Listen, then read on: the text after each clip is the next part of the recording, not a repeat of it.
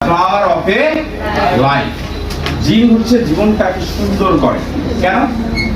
কারণ জিঙ্কের বেশ কিছু গুরুত্বপূর্ণ বেনিফিটস রয়েছে। কি কি বেনিফিটস আছে, কি কি কাজ করে জিঙ্ক?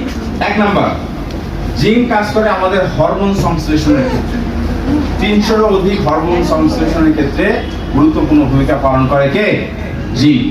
কথা কি বুঝতে পেরেছেন? আমাদের স্বাদ, গন্ধ, এই অনুভূতি কে কাজ করে? জিঙ্ক। আমাদের শরীরের রোগ প্রতিরোধ ক্ষমতা বৃদ্ধিতে কাজ করে কে? জিঙ্ক। খেয়াল করে দেখেন, আপনার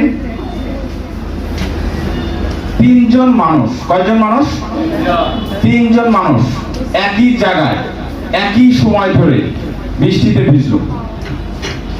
আবার বলছি, তিনজন মানুষ একই জায়গায় একই সময় ধরে বৃষ্টিতে ভিজলো।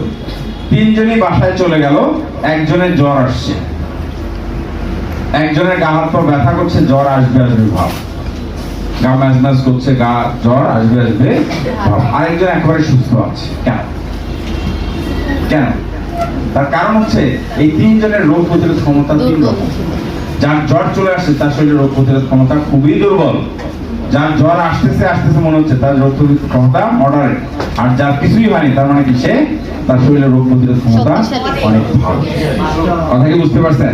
তাহলে এরকম আপনারা রোগ প্রতিরোধ ক্ষমতাকে দুর্বল বানাতে চান না সুস্থ থাকতে চান? কোনটা? তাহলে আপনাকে কি করতে হবে? রেগুলার গ্রহণ করতে হবে। এখন তো সমস্যা হচ্ছে, যেমন ক্যালসিয়াম আমাদের শরীরে কি থাকতো? ক্যালসিয়াম জমা হয়ে থাকতো।